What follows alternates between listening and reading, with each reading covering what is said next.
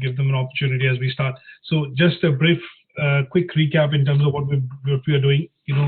Covering Unit 5.3, which is people management, and in that we're looking at taking our discussion forward on learning outcome 4. Last time we covered, as I mentioned, task 4.1, which is looking at how employees are motivated within the organization when through the various techniques of job rotation, job enlargement. We look at performance management. We look at things like offering incentives and perks and bonuses, and those were the techniques that we looked at. How generally HR managers, or when you are in a position when you are managing people, you keep your staff and in general people working for you motivated by using some of the techniques which will help them apply their knowledge, skills, and abilities to the best of their knowledge into the job role that they're doing. Hi Phil, are you doing? You okay? Hello, not too bad, thanks. You okay? Good, I'm very good, thank you. So we're actually covering Unit 5.3, which is people management, and in that we are looking at learning outcome 4. So we're going to be going through some of the learning outcome tasks, in particular 4.2 and 4.3. Now, having learned how, in the last session, that how do we look at pretty much managing people when we have the responsibility of, looking at managing them in terms of supervising them. What we want to be able to do is broaden that understanding in terms of understanding two broad terms. One is coaching and the other is mentoring. And in this case, we want to understand clearly what are the differences between the two. When do we use coaching and when do we use mentoring within the organization, and at what level and at what scale and in terms of time and cost do these kind of techniques involve when you are looking at basically preparing staff or people within the organization to take up senior management positions. Now, quickly cracking on with a couple of definitions first. Now, how do we look at defining, or what is the definition of coaching? Now, if I don't look at the traditional definition which has been given here, which is talking about a process through which managers, supervisors aim to solve performance and problems, and they develop certain capabilities. Now, if I just refer back to some of the things that we can relate to in our day-to-day life, things like terms that we hear, practice makes perfect. So sometimes when you're not able to get certain things, what we tend to do is we tend to do them again and again till we get it right, or till we perfect the technique of actually doing something. A simple example of that would be when we look at, say, for example, if you're making a dish, just looking at the kitchen at this moment as an example, and you've tried it out, you followed the recipe, you put in all the ingredients, but it does not come out to be the way it was supposed to be. The second time round, when you do it, you are much more careful, and what you're looking at is looking at the recipe and some of the techniques, and you take a bit of feedback from others who've actually done this, and you try and get it right. But even if you still don't get it right, what we tend to do nowadays is we tend to open YouTube, go on to a particular video, search for that, and then look at parallelly, either preparing that dish or, kind of making the dish as a particular share for the person who's made that video is actually making it along. Now, the whole process that you see, which is happening, in which you're going through this cycle of, looking at perfecting something and then making something, is nothing but the aspect of coaching. So in this case, when you're looking at the YouTube video and doing a recipe, you're basically looking at, perfecting your own recipe in terms of the technique, in terms of following the recipe, or trying to prepare that dish. Now, if I relate that to an organization and give you an example, here what tends to happen is when you see a lot of people who join the company initially, as management trainees, or when you look at freshers starting with any particular organization, what they need is a bit of coaching. What they need is a bit of guidance or support to be able to adjust into the environment or the working environment of that company. And that process through which they go through the process of induction, dealing, or meeting a lot of people in different departments would be termed as a process of something called coaching. And when I look at that particular process, that process primarily would involve a couple of steps, and that would mean that they go through maybe some of the key compliances, things like health and safety drill, or going through a particular particular induction process in terms of going through the employee handbook, filling in some forms, applications, so that they can be then put onto the payroll. Now that process, or the whole scheme of things that they go through, is basically the process of induction. But somebody who's taking them through that process is a specialist, or is a person which does this day in, day out whenever new inductions happen or new trainees join the organization. And he is in that position wherein he runs that process time and again, and he is an expert in that particular process to get employees inducted from having no knowledge to having a lot of knowledge about the organization and the role in which they will be working. Is that something that you can understand? Yeah, that's fine. Yeah. That process would be something called coaching, and the person who's actually carrying out that process to get those employees or get those management trainees into the organization adjusted would be basically taking through the process of something called coaching. So he becomes a coach, and the activities that he does would be classified as something called activities to coach, support, guide the employees to become familiar with the organization. Now, here in the process of coaching, when we do, a lot of it is to do with the fact that at times there are a lot of variables at play. Sometimes you will see that there are employees or freshers who are starting up in a position. They might be having a bit of a proactive approach. Some of them might be, quite articulate or intelligent, and they see some of these things as routine, and they're able to pick some of these things up quite quickly. But in some cases, you would have some people or some starters who are actually or would be needing a bit of additional help or guidance to be able to start in that particular role or understand a particular task. And in those cases, what they might need is, an example here would be that, okay, you've been assigned a desk, you've started in an organization, you've been sent across some details on a sheet of paper saying that, can you set up your emails or set up your desk station and things like that. But because they might not be that IT savvy, they might need a bit of technical help. And that is where maybe the IT department or the person from IT would come in and help them set up the PC and the emails on the PC.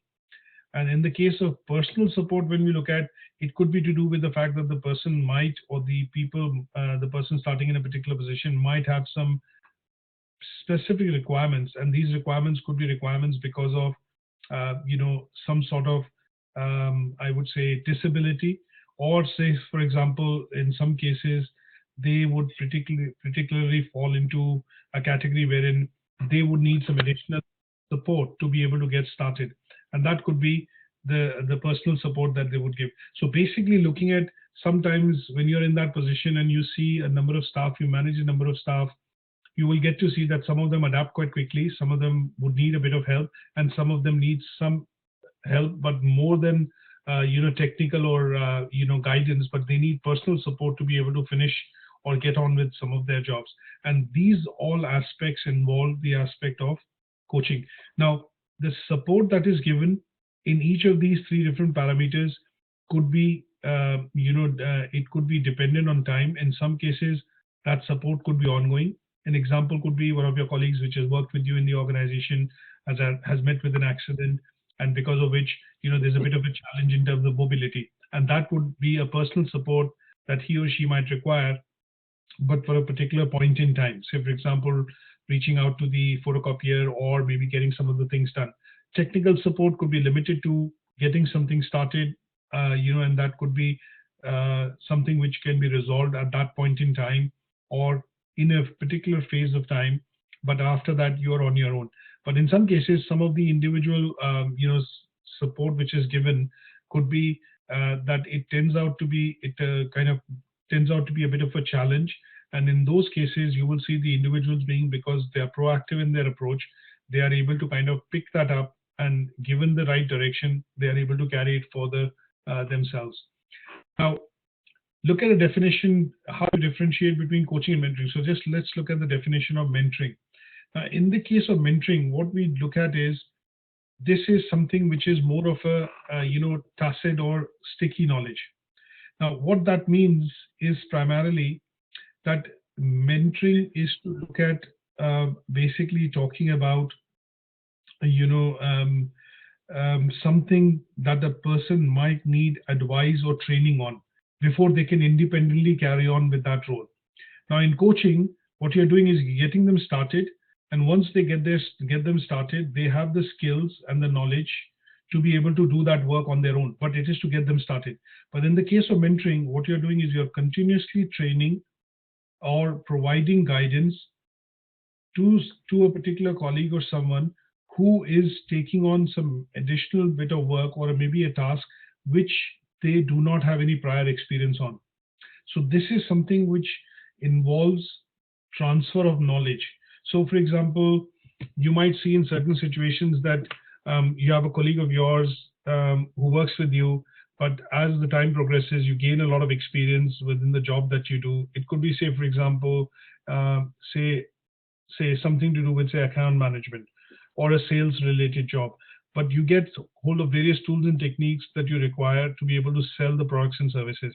But over a point in time, you will see that some of the colleagues would adapt to those responsibilities quite well, and they'll be kind of moving up in the value chain in terms of getting a promotion, getting a rise and things like that. Now, when you look at that, sometimes you will see some people, because of their proactive approach, acquire the knowledge through experience and the interactions that they have in the environment.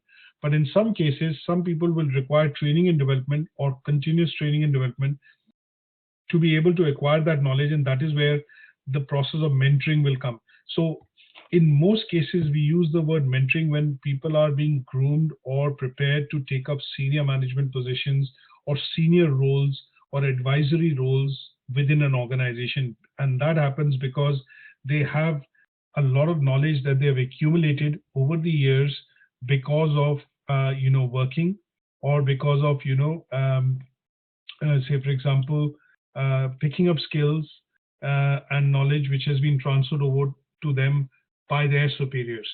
So mentoring and coaching differ in this aspect, is that mentoring involves, it's a longer process, and it involves addressing the overall personality of a person in terms of providing experience or skills and knowledge from end to end, so that the person is able to kind of at the end of the day replace you in that role.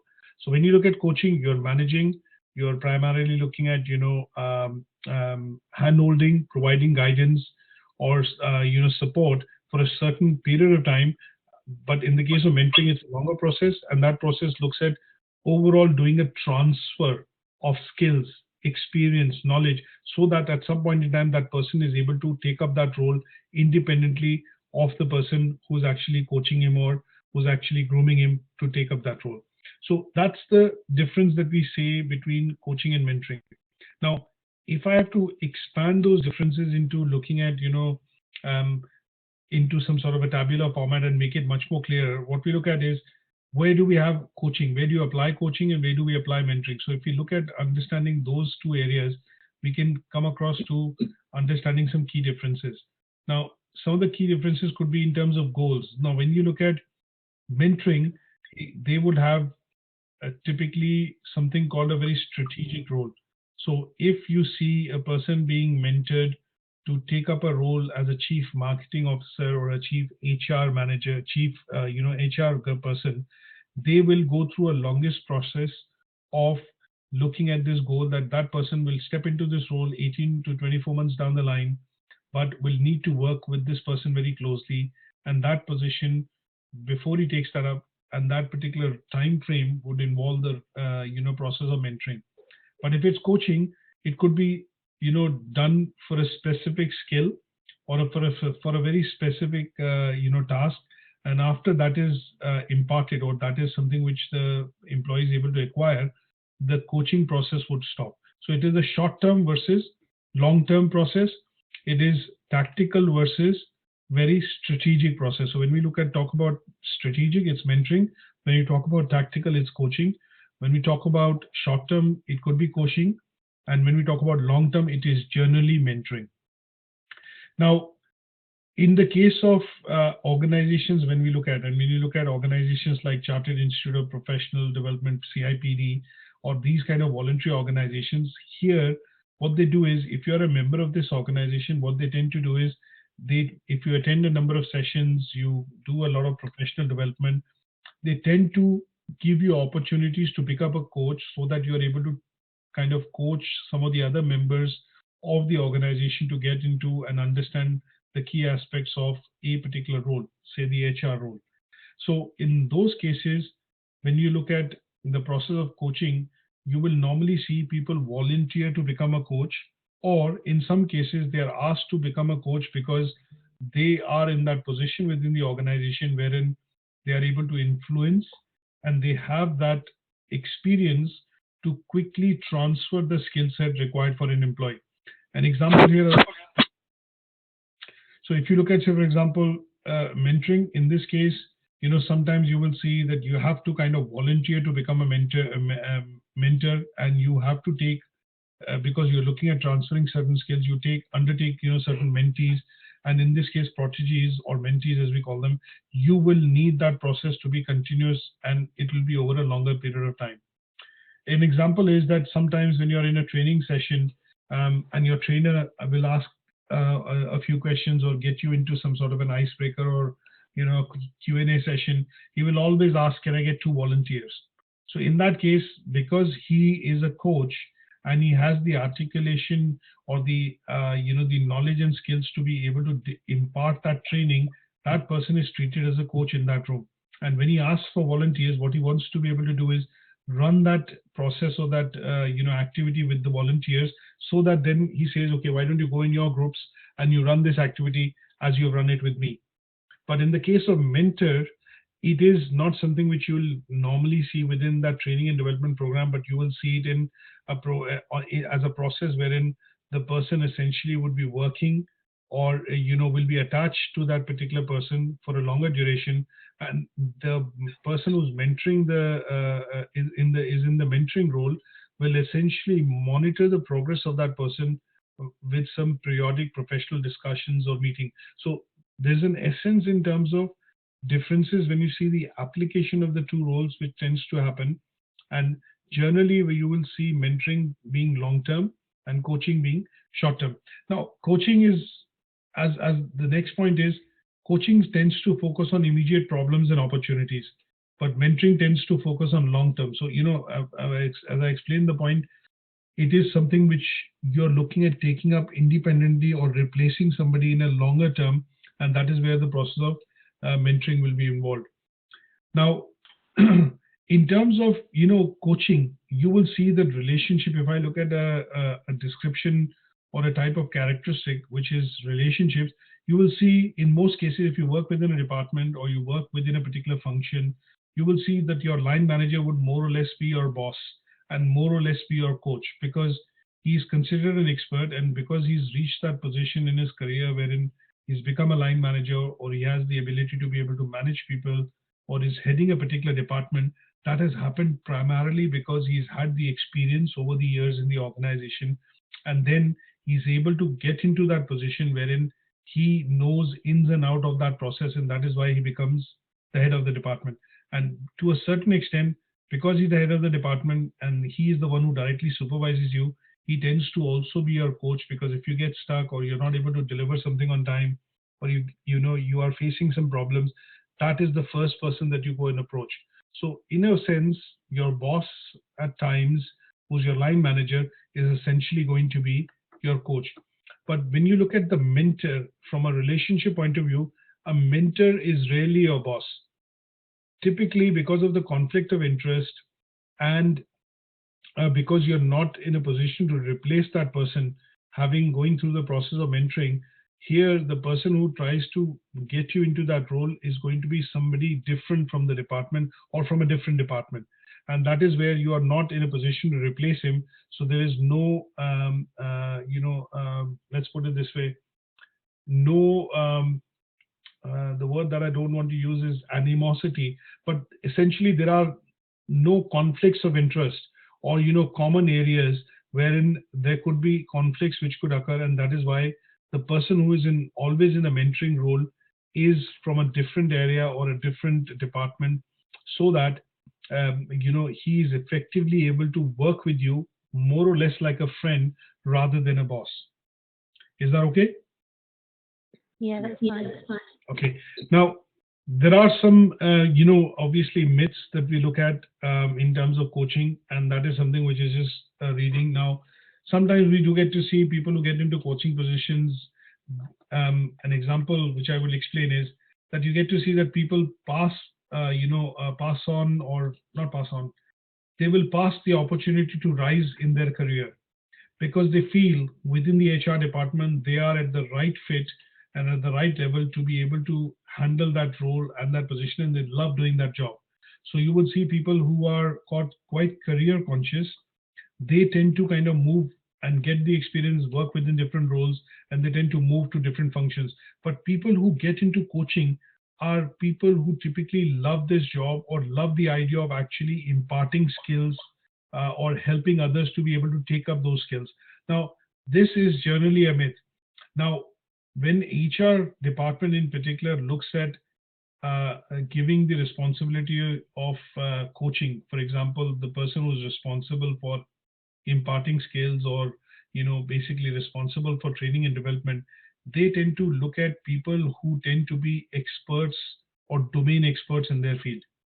And the reason why they do this is because they have that uncanny ability to be able to transfer, understand the individual, or maybe understand the skill set of the individual that they're working with. And they have that ability to be able to transform the gap areas, fill the gap areas with the skills required in a shorter period of time. And that is why people get into those coaching positions.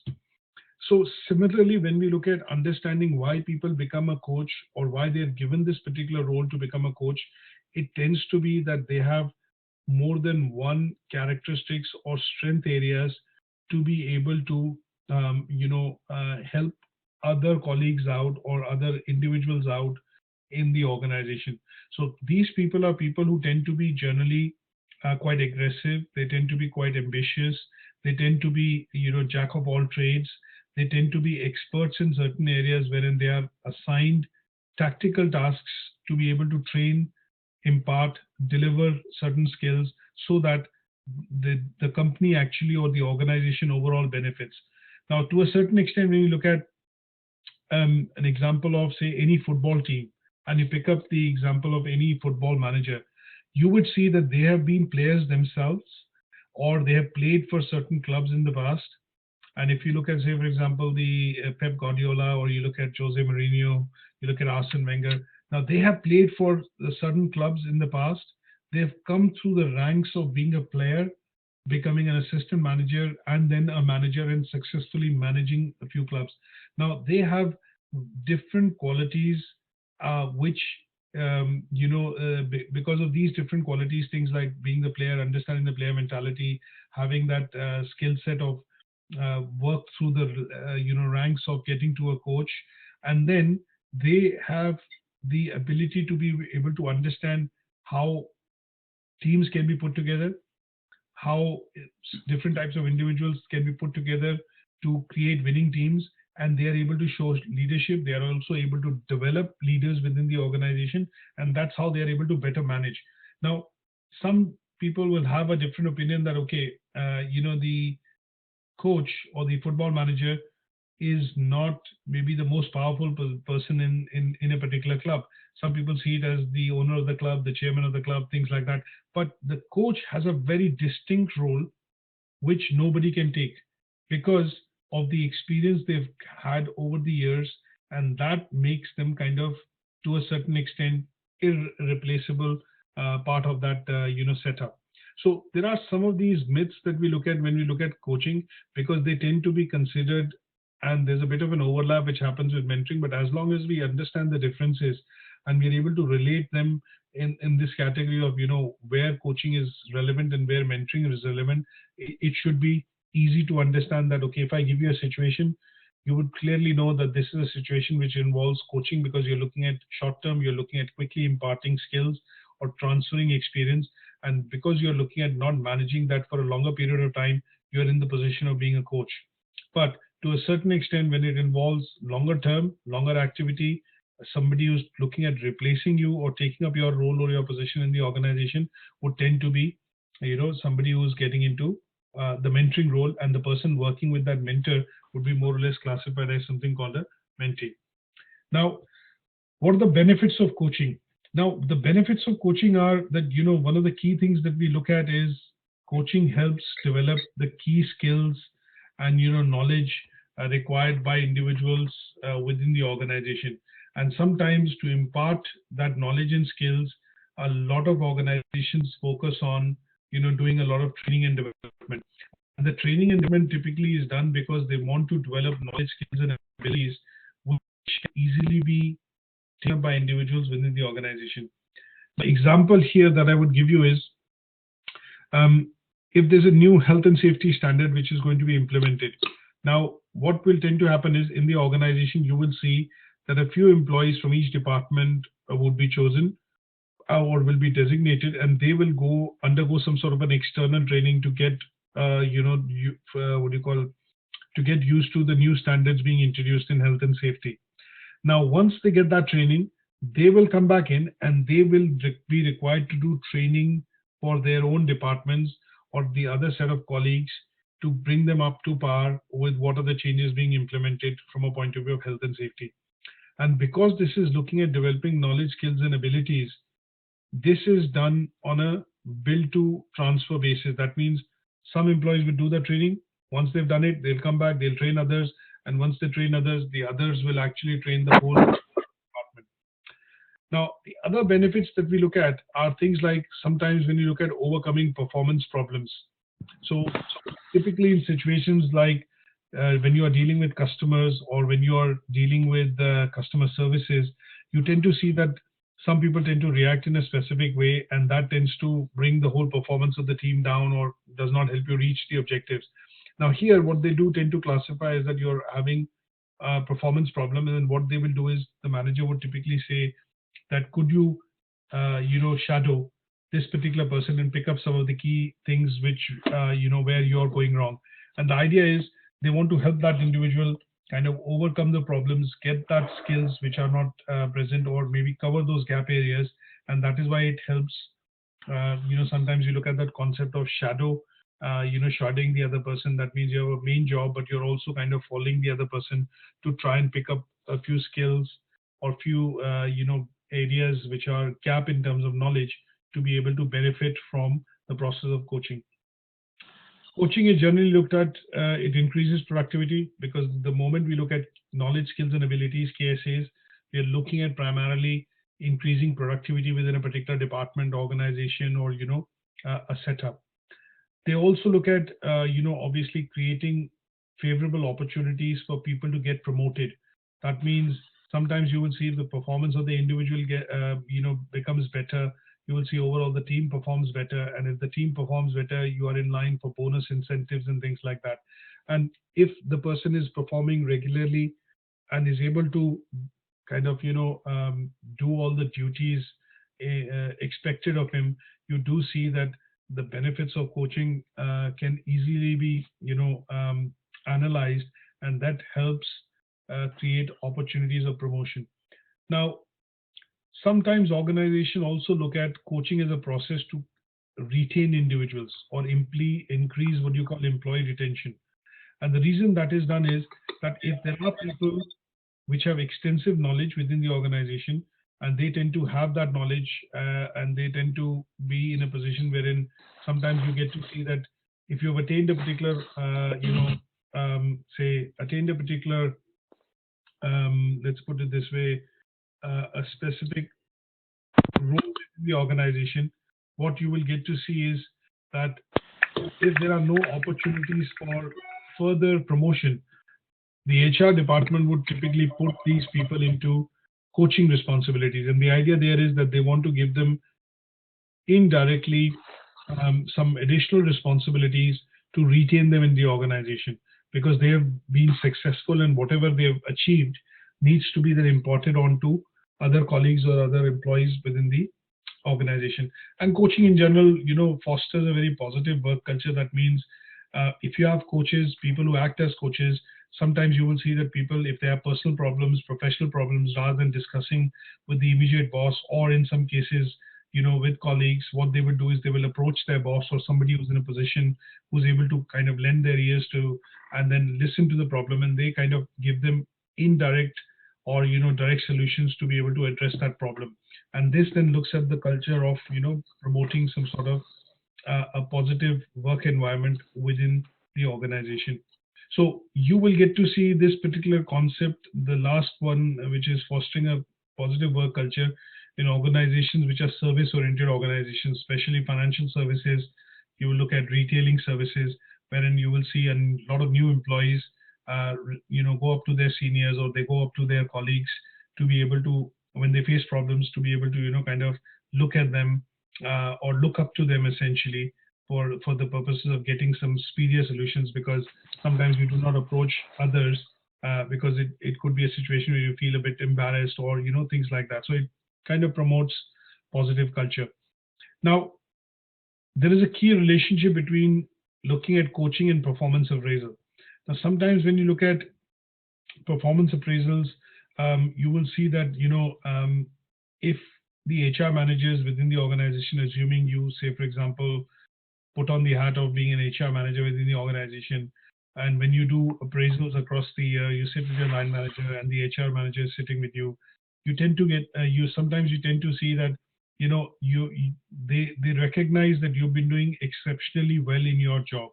You're able to execute all responsibilities, able to delegate work, take command, or, absolutely follow instructions to be able to get the work done.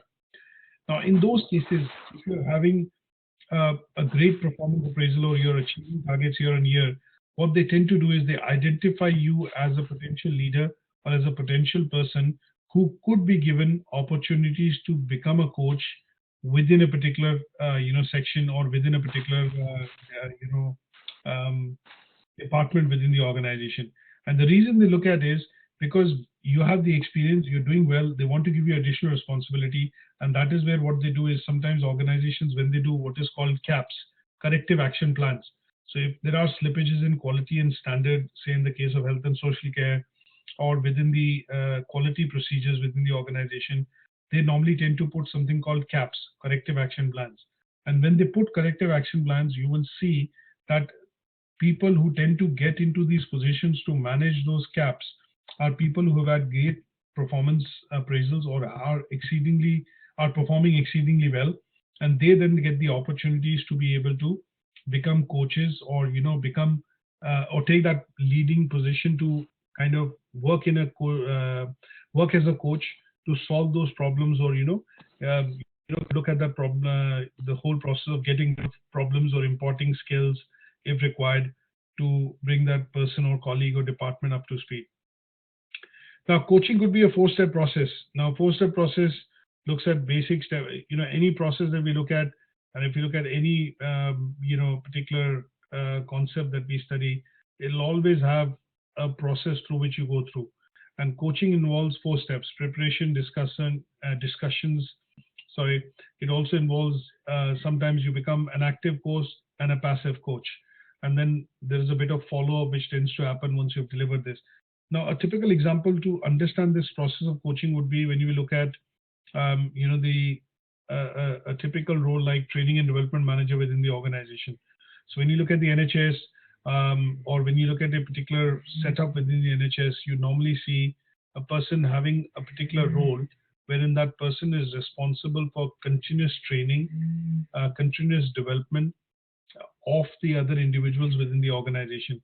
And here, when that training manager looks at conducting trainings, or that training manager looks at delivering a lot of training sessions, say once a quarter, 4 times a year, something like that, they go through a very calculated process of coaching, which very closely mimics coaching. So one is they do a lot of preparation. It could be things like they prepare packs for welcome packs for training, and things like that. Make sure every documentation is is appropriate for that session. Once they've done that, they impart the training, and you look at that training delivery is basically nothing but discussion. And once they're delivering the training, within the training itself, when they do a lot of exercises or tasks or activities or sessions which are icebreaker sessions, what they are basically looking at is they're looking at actively imparting skills which are required by people attending that training session to on a day in day out basis. So that means if I attend a training of, say, an example of education as a tutor, if I look at assessing or marking a lot of scripts, now sometimes when I go across to a lot of trainings which are held by different awarding organizations, what they tend to do is they give us an activity or an exercise during the training where we have to act as an examiner and do that exercise. And that is a process of something called active coaching. That means they are trying to teach us actively how to work as an examiner within that session. And then there's a bit of a discussion that happens after the session, what things were done right, what things were done wrong, and that kind of tends to be a follow-up process. Now, when we look at the process of mentoring, when we look at process of mentoring, it is more to do with, as I mentioned, it is long-term. Now, can you think of something? There are two types of knowledge. Have you heard about this? You know, types of knowledge? No, There are two types. So what we've got on the slide is something called the tacit knowledge. And then there is something called, the opposite of tacit knowledge, which is called explicit knowledge, right? Now, when we talk about knowledge management within the organization, typically it's the HR manager's role wherein they're trying to kind of differentiate between the kind of knowledge that you have or the employees have that knowledge. So when we talk about tacit knowledge is basically nothing but it basically implies that you have intuitive knowledge, you have knowledge that you are aware of. It could be rooted because of the experience that you have or the practices, values that you follow. And that is what tends to be something called tacit knowledge. So people who get into mentoring positions or mentoring roles will typically have tacit knowledge, which means knowledge, experience, values they have acquired over the years because of the work that they have done. And the other side of knowledge that you get to see is which is called explicit knowledge. That means knowledge which you can find in documents, which you can get by reading books, or knowledge that you can acquire theoretically. And that will be something which is called explicit knowledge. A tacit knowledge is something that you can only experience, get, or acquire by actually doing it, doing the set of activities or doing a particular job for a number of years and over a point in time. So sometimes when you look at these skills, what we tend to see is that we classify the knowledge and experience or the skills that you've gained over the years, and we can kind of differentiate that by clearly saying, okay, this is tacit knowledge that you have, this is explicit knowledge. That means if I do a degree and I'm studying towards a bachelor's degree, then this is what kind of knowledge is that? Explicit or tacit? Explicit.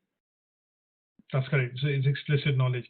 If after completing my degree, when I start to work, and I then over the years gain a lot of knowledge and experience which builds up my knowledge, and that knowledge is substituted by various occurrences of practices that have kind of gone through, or processes that have gone through over the years, tends to be something called tacit knowledge. Now, tacit knowledge, so let's look at doing away with these two words for a second. And the reason why I'm saying this is, if it's bookish knowledge, if I use the word bookish knowledge, that means something which you can read and understand.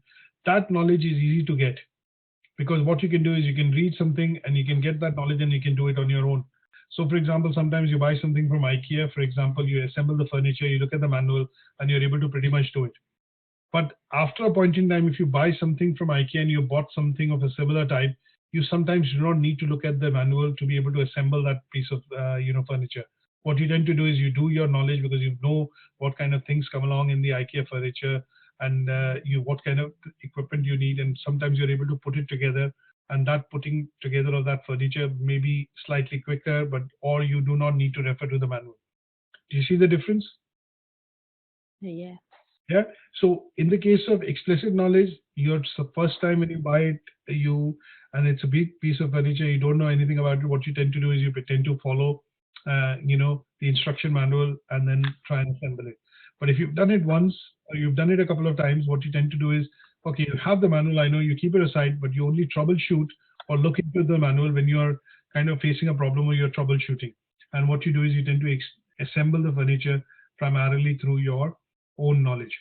So here, when we look at the reason why mentoring is associated with tacit knowledge, is something that is difficult to impart. And if you have to kind of train somebody on it or create that skill set in somebody, it takes a longer time, because there is no bookish way of kind of translating that experience that you have into a particular person. You have to take that person through a learning curve, or maybe go through that process of explaining it. And that is why it is something which relates to tacit knowledge. Now, there are lots of cost involved in mentoring. There is a lot of time and effort which goes in, and these are things because mentoring is something which tends to be long term. And sometimes what you will see is, within organizations, the HR managers or people who manage people in that position where they're able to manage people, they tend to kind of clearly differentiate between the two. So if you're looking at somebody who's going to be taking up a particular role or a position, replacing somebody in a particular role or an organization, you will normally see that the person will be, looking at the process of mentoring, or the person will go through the process of being taught, imparted, transferred that skill set so that they're able to move into that particular level in terms of jobs, or move up to that level so that they are ready to take that particular challenge. And this normally tends to happen for very senior management positions within the organization. Is that okay? Yeah, fine. So is the, are we able to now clearly understand the differences between what we say coaching and mentoring, when they are used within the organization, and what are the differences, and in what situations you use coaching, and in what situations you use mentoring? Yeah. Okay, Philip, are you okay with that? Yeah, that's fine. Okay, good stuff. So that's the first part that we want to cover, and I hope the examples that I've given you also, kind of help you understand the key differences. And the presentation that we have, which I've shown you, kind of is, I think a few slides, but quite specific. Now, there's a bit of a handout which is there on Moodle, which kind of talks about this in a bit more detail. And the idea is that because when you start to do your assignment, there are two bits that you have to cover in this task, which is 4.2, and that talks about the differences between coaching and mentoring, which is the table that you saw in that presentation. But how can that be applied within organizations? So you have to pick up an organization or a situation which I've explained, like any of the situations, like a football manager, for example, or somebody who's training to be a CFO or a CMO within the organization, or a training and development manager within the organization. And that context you'll have to stitch into this particular task to explain the theory and also show how it benefits the organization. Simple enough? Yeah, Yeah. that's fine. Okay, good stuff. Now let's move on to understanding one of the other things related to this learning outcome, which is how do organizations look at developing resources? Right now, let me give you a very different example. Sometimes when you look at, how do we look at the process of development? Why do you think we need development in general? Say, for example, why do we think we need development in terms of modernization of our infrastructure in Britain? Or it could be development is a very open term. So I'm just talking very generically. Why do you think we need overall development in the society? To perform better. Yeah. So if you look at it from a point of view of organizations, what we are looking at is productivity, efficiency. When you say performance, when you say perform better, I'm just picking up the term performance. So sometimes what you do get to see is that if organizations are looking at, achieving a certain level of quality, efficiency, performance, they will look at training or, developing their staff or resources. What else can you think of when you think of development? Why do you think we need development?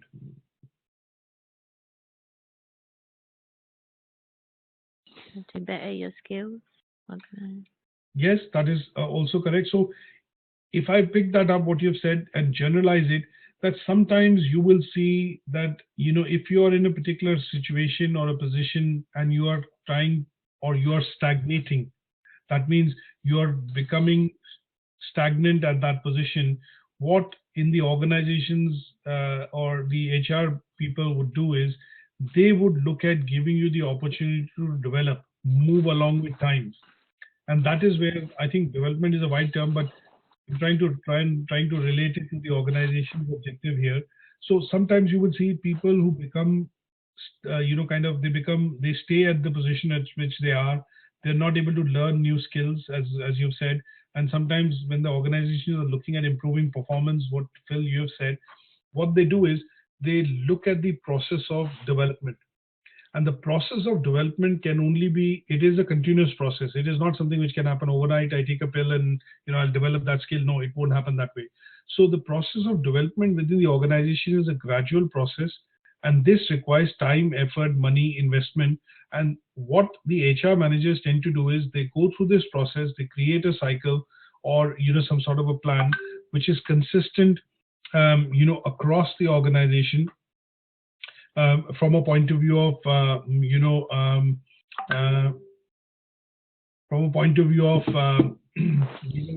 moving the organization forward. They identify the process of training to look at development happening within the organization. That means to get the organization moving in that direction. A simple example that I would give you is, and this is something which I've shared with you, Phil, I think earlier, is that imagine if the organization is actually looking at, just one second. If you look at the organization actually looking at moving into a different platform, say for example, you were all using, just one second, sorry. So yeah, now look at the process of, say, most organizations are using Windows XP or Windows 7 as an example. And what they've done is over the years, they've got used to that system. But when a new system comes in, because the XP has been, the support for XP has been stopped, or it's no longer being produced or supported by Microsoft, or the Windows 7 is being churned out, what tends to happen is the organization are forced to kind of adapt new technology. And when you're forced to adapt to new technology, say the uptake of Windows 10, for example, what will happen is a lot of staff would be uncomfortable with it, and that would lead to productivity, performance issues, efficiency issues, because they will not understand if an upgrade is drastically different, as in the case of Windows 10. So a lot of organizations, what they do is, in order to do that transition, they will put a process in place of training and development, department by department, or key particular areas in which this upgrade is happening. And this whole process is done because they want to adapt to the newer technology. They want to move ahead. They want more efficiency, more performance, and new skills to be developed. And that is where the whole process of training and development, starts to kick in or starts to come in from that perspective. Is that okay? Yeah, Now, that's fine. let's look at some of the, there are lots of slides in this, but we're going to go through some of the slides to understand what are the key benefits of training and development. So in the presentation, it has four parts to this topic. One is, why do we need training? What are the training principles? This is something which is of not much of importance, but in order to understand the topic holistically, I would suggest that we go through some of the slides. And then how training is delivered is a very systematic approach. Most organizations, when we talk about healthcare, when we talk about, say, for example, large organizations which have more than 50 employees, or between 50 to 250 and 250 employees or more, they would have a department wherein somebody would be tasked with this particular role of conducting training and development throughout the year. And then towards the end, what we need to know is, how do you conduct training and what are the benefits of training to the organization? So let's go through some of the key slides that we need to understand this particular task. And here, what we need to be able to do is, when we talk about KSA, knowledge, skills, and abilities, that concept here is then applied as ask concept to be able to understand why do we need training. And that is something that we will discuss in this particular slide. Now, sometimes when we talk about, gap areas or areas wherein we do not have any knowledge, you will get to see that a lot of questions are asked, which basically talk about, can you do this for me? Or are you able to comfortably do that? Are you able to do it alone? Is that something that you can bring to completion? And sometimes in those cases, employees would end up saying, no, that's not something that I can manage alone. I need some help, or that is something which I don't have any knowledge about, or that is something which is new to me as a task or a job which has been asked for. And in those cases, what will happen is, during the case of performance appraisal, when they look at giving you targets every year, and they kind of apprise you on those targets at the end of the year. What most HR managers tend to do is they try and look at what was given and what was achieved, and the gap or the variance between that achievement. And when they look at that variance, that is where they will put in an appropriate training program uh, for that particular employee to get some training and development so that they can then close that gap area. Okay.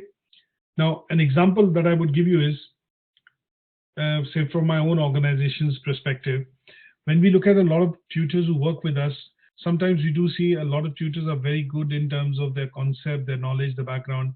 But when it comes to assessment or marking scripts, we do see that they do not have the relevant experience. Now, because if you are to be a holistic tutor or a teacher, what you need to do is you need to understand the full teaching and learning delivery cycle. That means you should be able to prepare the lesson, deliver the lesson, interject, or you use the Q&A to be able to solve or answer queries. And then towards the end, when the work comes in from the learner, you should be able to kind of judge or judge the work as per the marking criteria given by the awarding organization.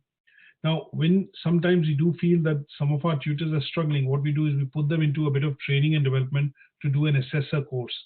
And that course teaches them the tools and techniques to be able to do methodic assessment, meticulous and methodic assessment. That means they do not apply any personal judgment, but they are able to pick up the awarding body standards and able to see the work which has been submitted and kind of, work out whether the work meets the criteria or does not meet the criteria.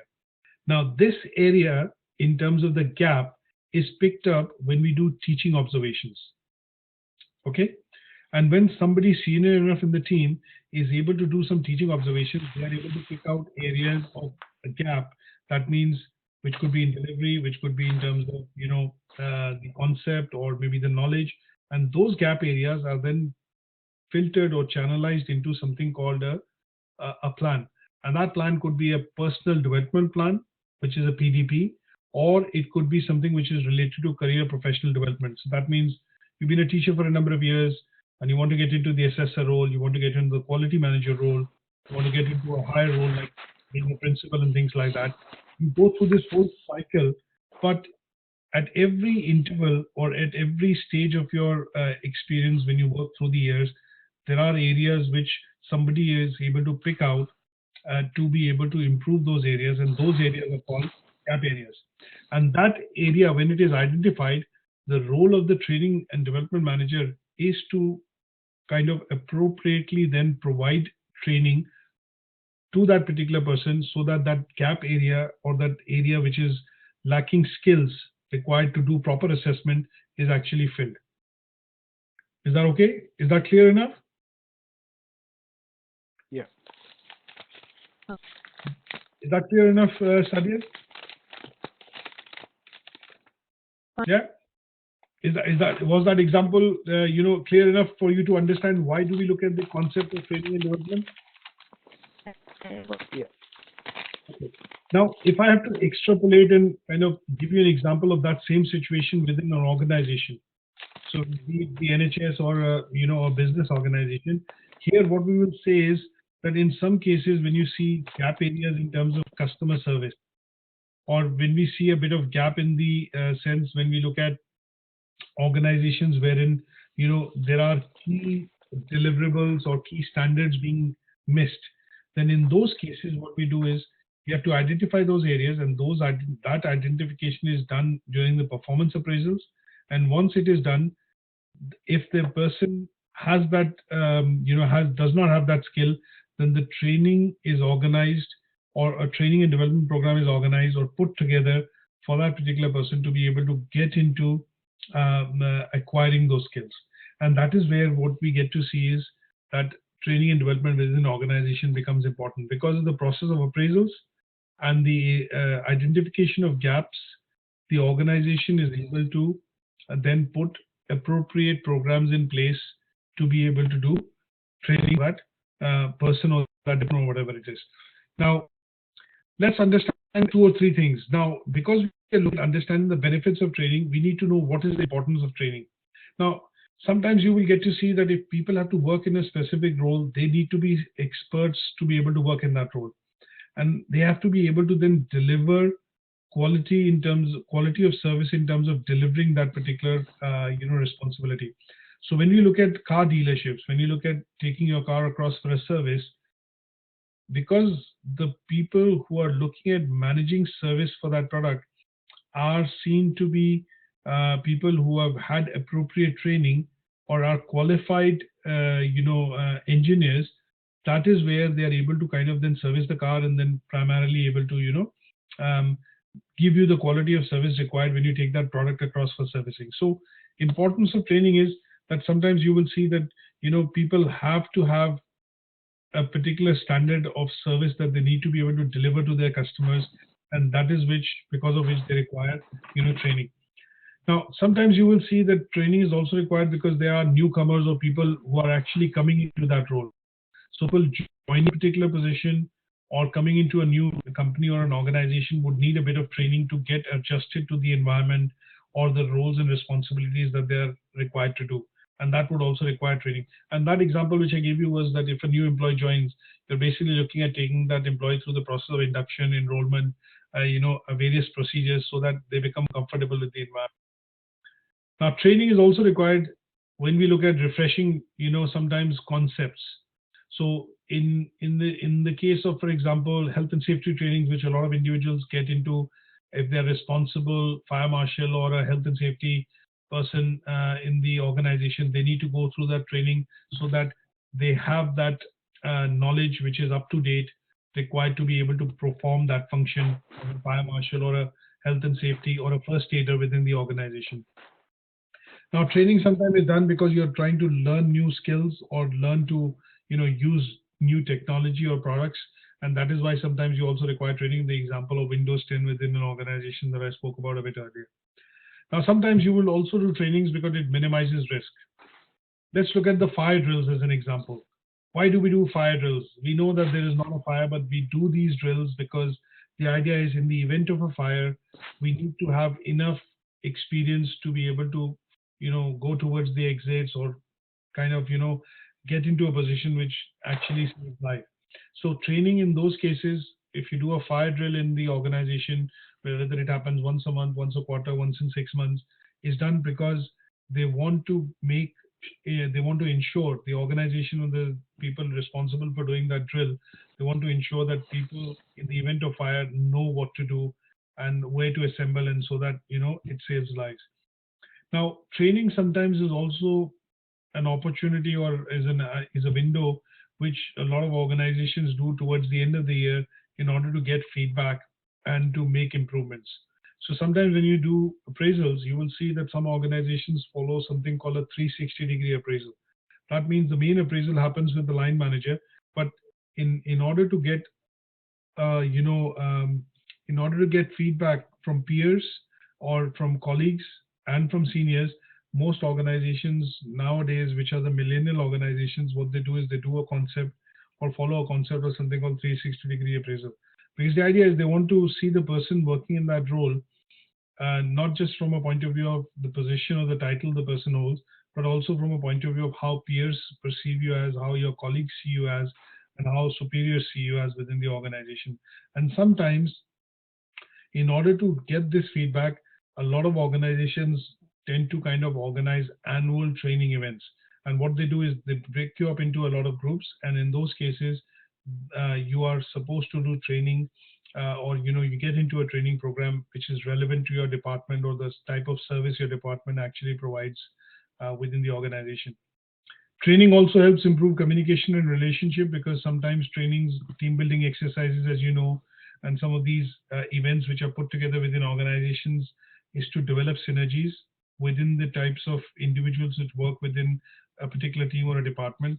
And the importance of training also is highlighted on that aspect because they want to kind of look at the aspect of developing or improving communication and also looking at the betterment in terms of team working within the individuals who work within the team. Now, there are lots of benefits of training. Now, most benefits, as they say in terms of training, they are targeted so that people within the organization are able to learn or acquire new skills. And these new skills which they are able to acquire, they are able to then apply to their job role or or their role on a day-to-day basis. And this concept closely relates to the concept of something called KSA, which we talked about, and that's about the acquisition of knowledge, skills, and KSA as we call them, abilities. So in the case of training, what we look at is when we do trainings, we look at the concept of ask, slightly reverse it, the way to look at having the right attitudes within the employees to work within the department and also to help work as a team to contribute towards the organizational goals. So here, if we have to look at with a bit of a background, the definition of training, look at what is training. Sometimes when you look at the, before even I get into the definition, what you tend to do is if you see a child, sometimes they are not able to do some of these things, but what they do is they are at it again and again till they get it right. So if you look at a newborn child, when they try and stand up and walk, they will stand up and walk, fall, stand up and walk and fall, but they'll try and do this again and again, or any process when you look at, they try and do this again and again so that they're able to perfect it. And unless you start walking, you have that exercise of falling, getting up, falling, getting up, happening again and again.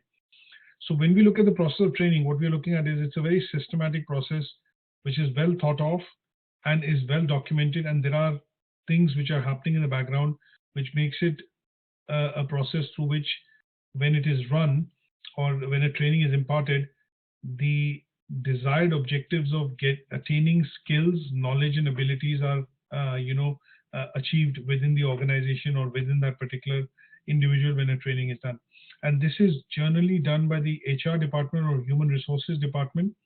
And the idea of doing these trainings or this particular process is to make sure that the person, the department, the organization is able to acquire knowledge or skills which were not inherently present before. And it helps them, the two things that you mentioned earlier, skills and performance, helps them enhance the performance of the organization. So a simple example that I would probably quote here would be that sometimes when you look at, things like, let's put it this way, sometimes we look at things like, call centers, for example. A lot of people, who work within the call center operations, they undergo continuous training. And the idea of the reason why they undergo continuous training is that they're trying to look at achieving better service, better turnaround times in terms of dealing with customers. And that is why continuous, improvements are required within, the set of circumstances which the people work in within call centers. They go through this process of continuous training, and the training is done to improve certain aspects which would help better the delivery of, service from the customer service executive to the customer that they are speaking to. And that is why the process of training tends to happen in some of these service-oriented organizations, more often, and it is more or less a continuous process from a point of view, throughout the year.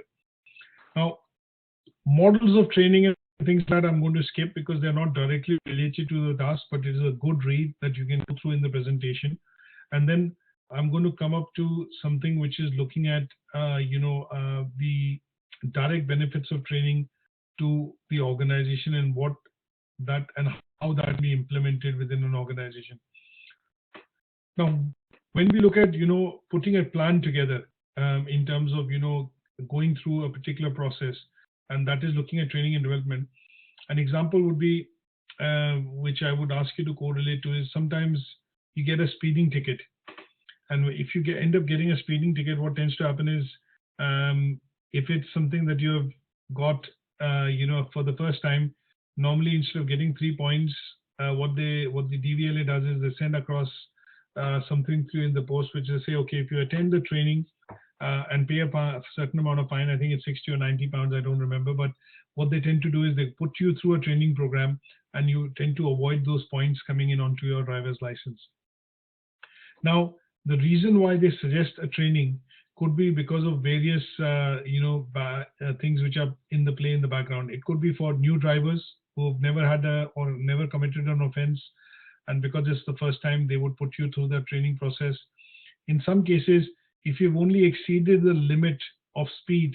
Sometimes when you're in the 30 zone and you've crossed 37 miles, what they tend to do is you will end up getting a ticket, but you'll also end up getting, you'll not get the option of doing the training.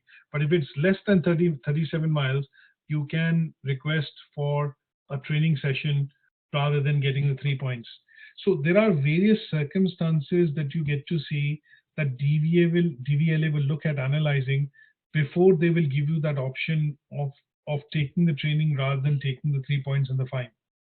So similarly within organizations, when HR managers look at training individuals, they look at strategic objectives, they look at costs, they look at time, and they look at the employee's performance when they evaluate performance appraisals. What they do is they create certain target groups, they create certain let's put it this way, methods, and because training involves time and cost, they put you through that process depending on where you are within the organization. So what I'm trying to say here in a different way is you will see that training within the organization is done at different levels, and different types of training and different kinds of trainings are delivered. Now, the benefits to that is if you're at the lower level, or say, for example, at the front end of the organization, you're given trainings which basically will help you develop skills so that you can perform effectively. Trainings at the mid-management level are done primarily to look at acquiring knowledge, not just skills. And here, they are given from an aspect that you are going to be more or less a change agent going further when you get that training. Trainings at senior management level would be trainings which help you not just acquire knowledge, not just develop or acquire skills, but also the abilities to be able to take a position or perform that task in a position like a leadership position as a manager and solve problems. So sometimes when you look at benefits of training, the type of trainings and the kind of trainings you're put through also give you different types of results or benefits when we look at training. So at the lower management, you're looking at skills directly or abilities that you want to develop. At the mid management, you're looking at acquiring knowledge and also the skills. But at the top management, when you undergo trainings, you're going trainings on a very strategic basis to try and acquire knowledge and the skills and the ability to be able to perform that function again and again. And that is what relates to the fact that when we look at a training program or a training plan which is put in place, it is put as per the hierarchy at which you function, or the level at which you work within the organization. Is that okay? Yeah. Yeah, that's fine. Is that clear enough? Yeah, that's fine. Yeah. Okay. So last but not the least, just to relate the benefits of training. For example, I've spoken about the new employee induction. A lot of organizations which are large enough, like for example, when you pick up NHS, Network Rail, large public sector organizations, when we pick up, you do see a lot of employees joining or a lot of new staff joining the organization every year. Now, this is a very structured and a well-documented process within these organizations.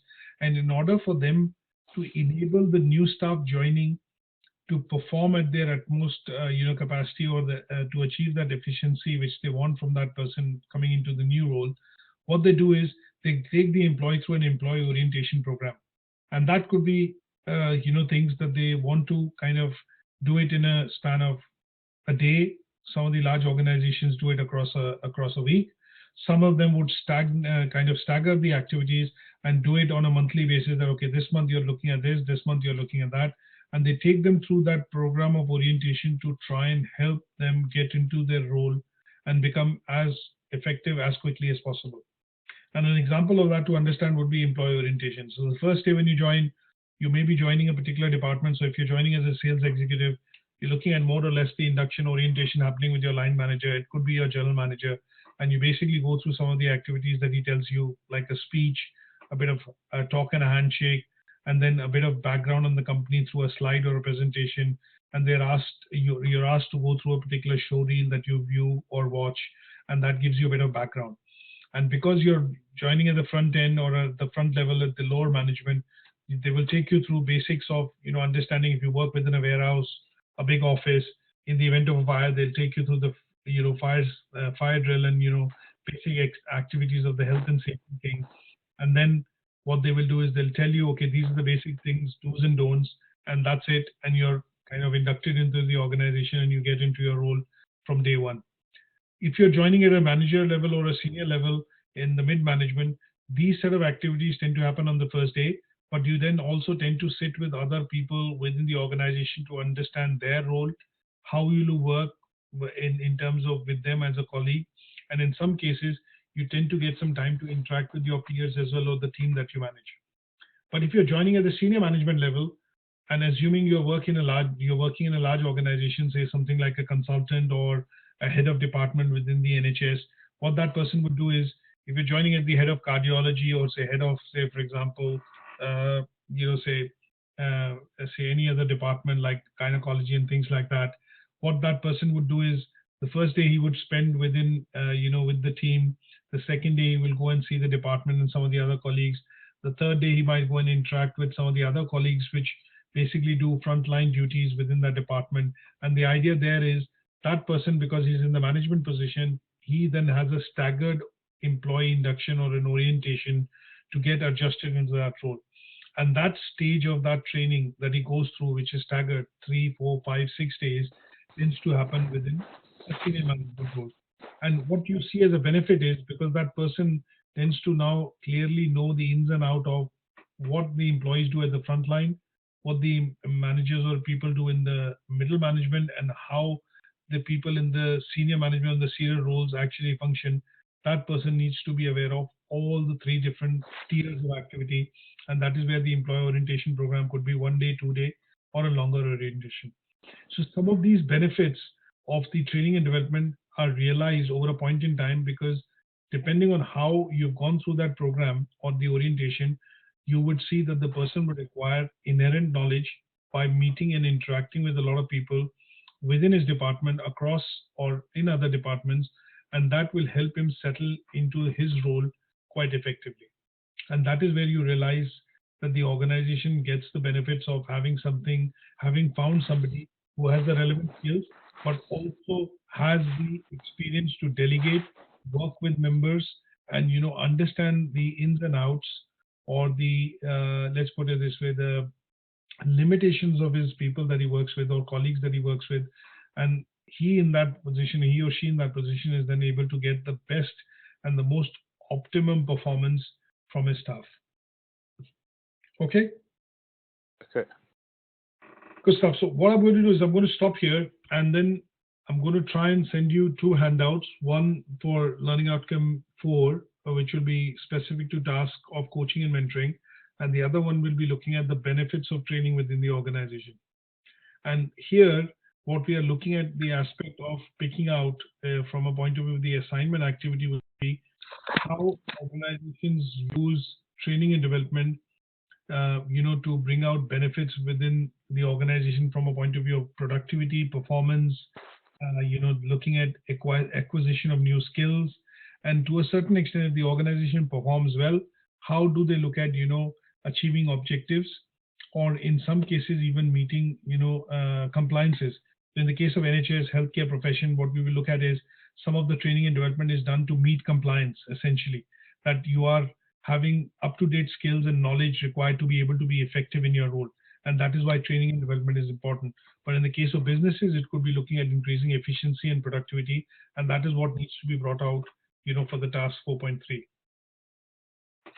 Any questions so far? Not at the moment. Everything's good. Okay, that's great. So all well understood. So this will then bring us in terms of coverage for learning outcome 4. What we will do is we will follow that up with learning outcome 5 in the next session, which will talk about looking at how do we manage performance, how do we look at performance strategies when we work within organizations, and how do we manage people when you give them work, how do you manage the work, and how do you evaluate the work, which then looks at achieving the goals and objectives from a particular example organizational point of view. So this is a bit of a rich unit, and what ETH has done is they've kind of brought across 3-4 different things into it: organization and behavior, They brought in a bit of HR management into it. And then the last but not the least, they've also brought in, techniques which are used from a point of view, of development of human resources, not just management, but also development of human resources. So I think in terms of doing the assignment, my suggestion to you would be if you pay attention to the indicative content when you do the tasks, and that would help you kind of, steer you away from talking general, but would kind of help you, talk about something specific which is required within this particular unit when you attempt the assignment. Okay? Yeah. Perfect. Okay, that's fine.